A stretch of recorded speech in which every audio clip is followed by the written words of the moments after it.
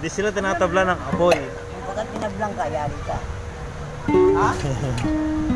Kasi, ba't di sila tinatabla ng apoy? Hindi, meron ba yun talaga? Malakas ng power. Wala sa power. Nangyari yun. Kaya naman ganun. Anong tawag sa ganun? Pero pag may sumablay, yari sumablay. Talaga. Ikaw, naniniwala ka Hindi ka penitensya. sa Catholic. Hindi ko sinasabing directly Catholic pero penitence.